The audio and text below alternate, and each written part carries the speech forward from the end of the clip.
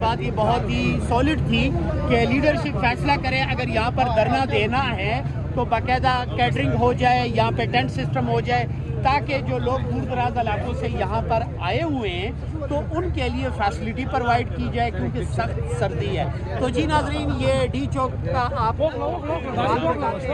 बड़ी तादाद में यहाँ पर लोग